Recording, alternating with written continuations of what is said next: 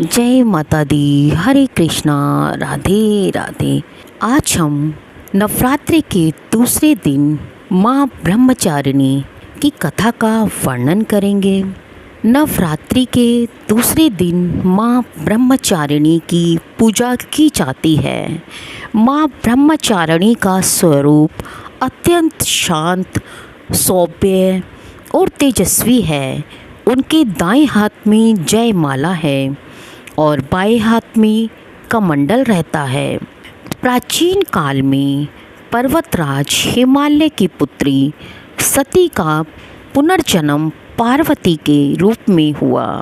वे भगवान शिव को पति रूप में पाना चाहती थीं। इसके लिए उन्होंने कठोर तपस्या करने का संकल्प लिया।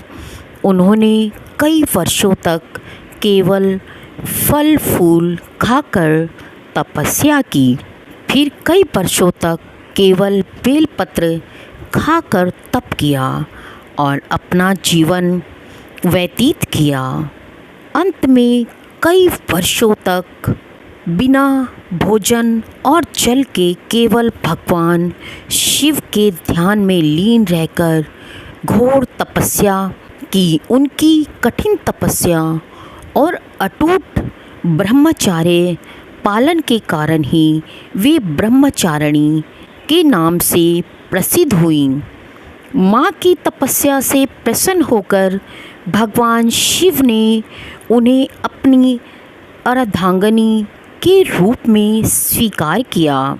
मनुष्य को संकल्प शक्ति, धैर्य और विजय शक्ति मिलती है। कठिन से कठिन कार्य भी सिद्ध हो जाते हैं। साधक के जीवन में शांति, संयम और भक्ति का भाव बढ़ता है।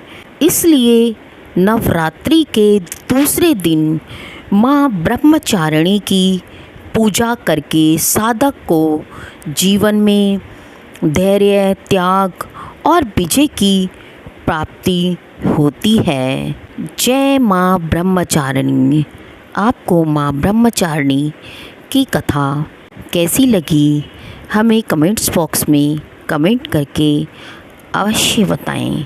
जय माता दी। जय ब्रह्मचारिणी।